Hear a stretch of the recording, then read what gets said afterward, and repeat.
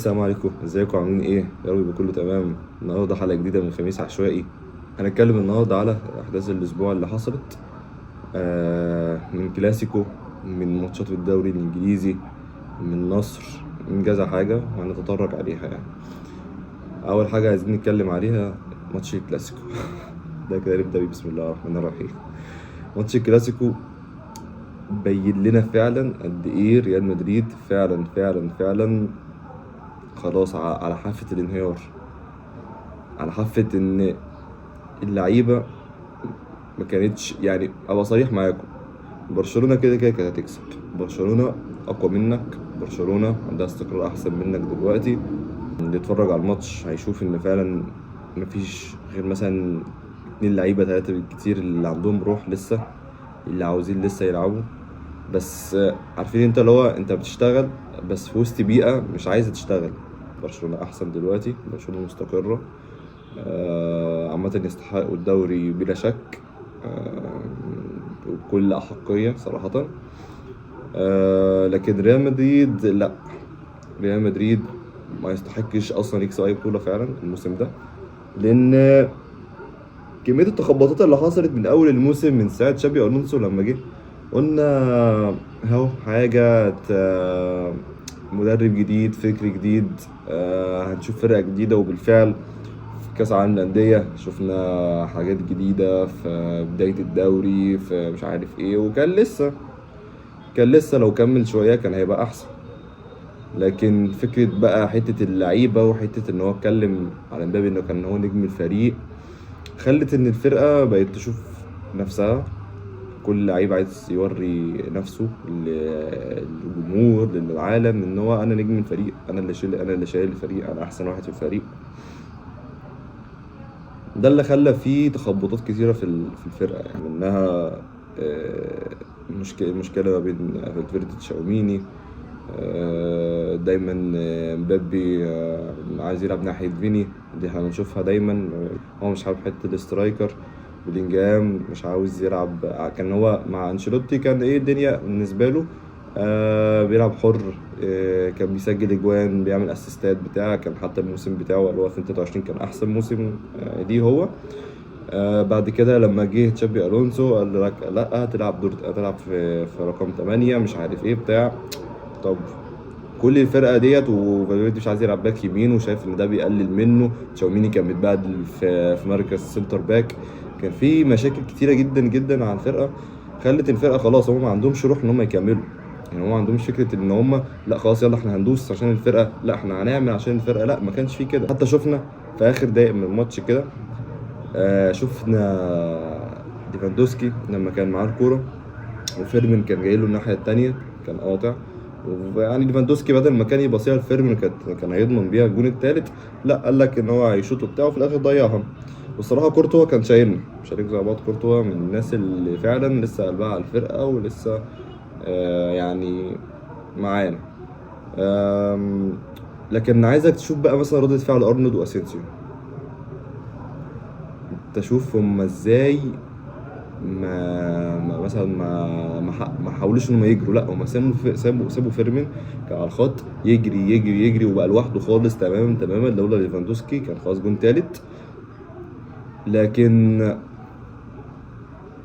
ازاي يعني هو اللعيبه مش قادره، اللعيبه مش قادره ان هي تجاري اللعب، مش قادره انها تجاري اللعيبه، خلاص هم ما عندهمش الروح. بس فريال مدريد لا، في حافه الانهيار فعلا. الصراحة الكلاسيكو كان فعلا برشلونة كانت تستحقه. ابراهيم دياز صراحة من الناس الرجالة، اي نعم في كذا كورة كده ضيعها او كذا كورة ما عرفش يحتفظ بيها. وهو زي ما قلت لكم هو فكرة ان البيئة اللي هو بيلعب فيها مش مساعداه، مش مساعداه ان هو يقدم. اصلا انا ممكن اقدم كل حاجة بس هو في الاخر كذا مرة فيني هو يجري يباصي لفيني بقى دايما قراراته كلها غلط. فران جارسيا هو وحش جدا، فران جارسيا وحش جدا، واتمنى ان هو يمشي. بس فكرة ان هو حتى كان بيحاول برضو ما فيش حد كان بيساعد حد. الكرة كل ما بتيجي عند فيني، اسأل اي واحد مشجع مدريدي، الكرة كل ما تيجي على فيني هو عارف ان فيني هيضيعها، هو عارف ان فيني هيعمل قرار في تاريخ كرة القدم. وفعلا بتشوف ده بيعمل حاجات مش فاهمها. معرفش بقى، الناس بتقول المشكلة في فيني، الناس بتقول المشكلة في مبابي، بس لا، هي فعلا يا جماعة يعني أتمنى إن هما يعني هي مشكلة من الفرقة ككل. مشكلة إن أنت محتاج مدرب، شخصية، طبعا تكتيكال، لأن الفرقة بلا روح بلا هوية. متفهمش أصلا ريال مدريد بتلعب إزاي. يعني ريال مدريد كانت معروف دايما بالمرتدات، شوية استحواذ بس كان قليل، كنا بنلعب دايما مرتدات يعني. كان في كل مدرب كان ليه فكر، لكن دلوقتي مفيش. حتى اربيلو اللي جابوه عشان بيمشي امور اللعيبه، وايوه انت نجم يا فيني، لا انت يا بابي انت كمان نجم، انت اعملوا اللي انتوا عاوزينه، العبوا براحتكم مش عارف ايه، والشغل السباكه ده ما جاتش اي نفعه. حتى هم ذات نفسهم بقى يتريقوا عليه، كانوا بيسموه باين مش فاكر اسمه، كانوا هم بيتريقوا عليه. ف لا لا، بعيد قوي بعيد قوي بعيد قوي. لازم حل الفرقه دي. الموضوع الكلاسيكو، خلينا نخش شويه في الدوري الانجليزي. الفرق دلوقتي ما بين مانشستر سيتي وارسنال من حلقه النهارده فرق نقطتين. السيتي كسب امبارح كريستال بالاس 3-0. ويست هام كان قبله بكام يوم كسب ويست هام 1-0 وبالعافيه. بس صراحه حقهم، ويست هام من الفرقه اللي يعني بتتفادى الهبوط. لعبت بكل روح، حتى الجون الاخير اللي سجلوه واتلغى برضو، ده كان من اللي كانت تبقى صدمه بالنسبه لمشجعين ارسنال ان هم يتعادلوا في وقت زي ده، في وقت صعب جدا. والسيتي خلاص، السيتي عرف ان هو يرجع تاني للانتصارات. حتى في احصائيه بتقول لك ان شهر 4 السيتي لعب حوالي 4 ماتشات ما خسرش فيهم ولا ماتش. فالسيتي خلاص رجع تاني للمسار الصحيح. السيتي بقى صعب جدا على ارسنال اي غلطه بفوره.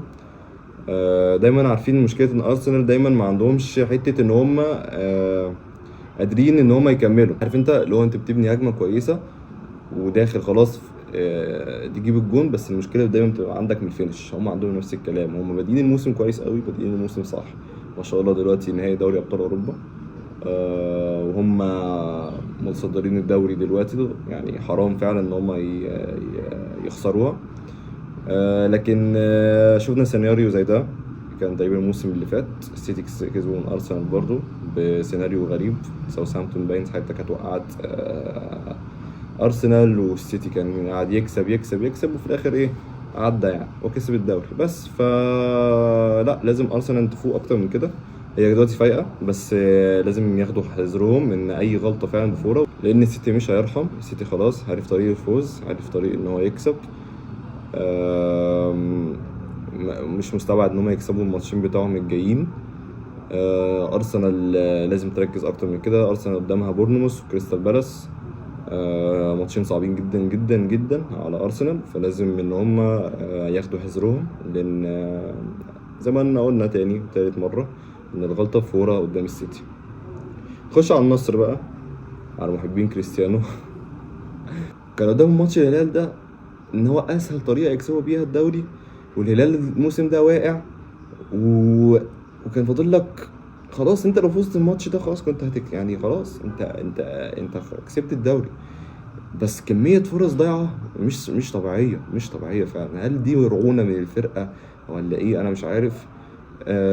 الهلال مع سوء احواله، الا ان هو ماسك نفسه، لعيبته ماسكه نفسها، لعيبته مش خايفه، لعيبته عندها ثقه لسه. اي تعثر قدام دومك اللي بالمناسبه هيلعب بكل روح عشان ما يهبطش، كفيله ان هي تخلي النصر خلاص بره حسابات الدوري. بمعنى ان النصر دلوقتي 83 نقطه والهلال 78 نقطه، والنصر ليه ماتش والهلال ليه ماتشين. النصر لو خسر قدام دومك والهلال كسب الماتشين بتوعه فهو خلاص كده الدوري هلالي. لكن لازم يعني عشان تضمن وتبقى مرتاح البال والدنيا تبقى تمام معاك، انت تكسب دومك بأي نتيجة مهما كان. المهم ان انت تكسب، بحيث انت خلاص هتكون فارق مع الهلال. حتى لو كسب الماتشين بتوعه، ان هو النصر 83 نقطة دلوقتي هيبقى 86. والهلال 78 لو كسب الماتشين بتوعه هيبقى 84. فانت خلاص انت كده بقيت ايه في السيف زون، يعني انت خلاص كده كسبت الدوري. فلازم لعيبه النص تركز في ماتشها الجاي ده، ويبقى كل تركيز فيه وعندهم ثقه. عادي ماتش الهلال هيتقفل. طبعا عشان بس نحسم موضوع الجماهير اللي بيقولوا ان الحارس هو الغلطان، ان مش عارف مين كان غلطان بتاع. لا، انا عن نفسي الصراحه ومن وجهه نظري كان انيجو مارتينيز هو الغلطان، ان كده كده بنته كان خلاص طالع يمسك الكره. لكن مارتينيز راح ضربه كده من ورا، فده اللي خلاه مش متوازن، وبالتالي الكوره دخلت بطريقه غريبه جدا بسيناريو يعني بجد كان صعب قوي قوي قوي قوي على جماهير النصر. لكن عادي. لازم اللعيبه تقفل الصفحه ديت خلاص، هم فعلا على بعد خطوه ان هم يكسبوا، وساعتها هيكسبوا وان شاء الله باذن الله ياخدوا الدوري. ده كان الكلام على الدوري السعودي. نخش بقى على المحلي عندنا في مصر. بيراميدز كسبت زد 2-1 وخدوا كاس مصر للمره الثانيه ليهم في تاريخ بيراميدز.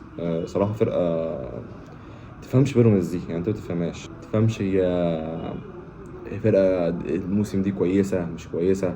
يعني الموسم ده من تقريبا من المواسم الوحشه قوي قوي قوي في بيراميدز، مع ذلك بيدوس بيكسب، بيعمل كل اللي عليه، ممكن مش بعيد يكسب الدوري. تحس ان هو لا، هي فرقه كده كده هتقول لك انا موجوده وانا هلعب معاكم الند بالند. وفعلا ده اللي احنا شايفينه. زد لو كان كسب كاس مصر كان خلاص صعد كونفدراليه لاول مره ليهم في تاريخهم. لكن دلوقتي لا، الامور اختلفت. سيراميكا هو اللي ممكن يصعد، لان هو دلوقتي المركز الرابع. فسيراميكا عايز يتاكد على المركز الرابع، لان هم دي هتبقى بالنسبه لهم الصعود للكونفدراليه اول مره ليهم برضه. فهتبقى بالنسبه لهم حدث لتاريخ النادي يعني. الاسماعيلي برضه الكلام عليه. الاسماعيلي فعلا يعني الواحد حزين عليه برضه. فالاسماعيلي فكك من اهلي، فكك من الزمالك، فكك من حته ان انت بتشجع مين وانتمائك لمين، بس فكره ان انت الفرق الجماهيريه خلاص بقت حته صعبه قوي، حته اللي هم لدرجه ان هم بينافسوا على الهبوط، واللي هبط بالفعل اللي هو الاسماعيلي والاتحاد السكندري دلوقتي في مراكز الهبوط. الواحد فعلا زعلان على الناس دي، الواحد فعلا زعلان على الفرق دي، اللي هو احنا كنا عايزين الدوري بتاعنا يبقى مليان فرق جماهيريه وتنافس ودايما المشاهدات بتحصل بين الجماهير والروح الحلوه ومش عارف ايه وبتاع كل ده. لكن دلوقتي انت واحده واحده تلاقي الدوري كله بقى شركات. ما هو دي يعني مش بنشوفها في اي دوري بره. يعني ما بنشوفش حته ان يبقى في دوري يعني مليان شركات بالشكل ده.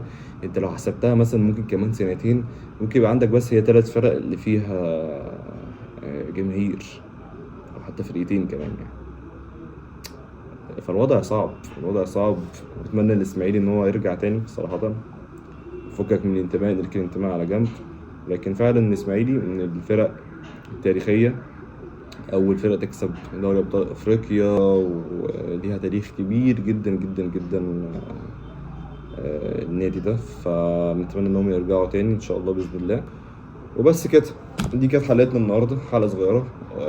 ما حبيتش ان انا اطول جامد قوي عليكم صراحه، بدون ترتيبات بدون تحضيرات. انا بحب ان انا اتكلم باريحيه اكتر معاكم، ان احنا نتشارك ارائنا في الماتشات. اتمنى ان انتوا تعملوا لايك وسبسكرايب وكومنت، تقولوا لنا رايكم في الماتشات، تقولوا لنا ايه الحل مثلا لريال مدريد. برشلونه ازاي يكمل. برشلونه بالمناسبه اعلن تجديد عقد هانز فليك ل 2028. طبعا خطوه كويسه جدا جدا جدا. برشلونه الصراحه ماشيه بقى لها موسمين على خطى رائعه عامه. قولوا لنا بقى، شاركونا الحل الريال. برشلونه تكمل ازاي، الدوري المصري هيخلص على ايه، هل النصر فعلا هيكسب الدوري السعودي. طبعا محبين كريستيانو بيقولوا طبعا النصر بس خلينا نتكلم بواقعيه. وبس نشوفكم الحلقه الجايه الاسبوع الجاي ان شاء الله، ومع السلامه.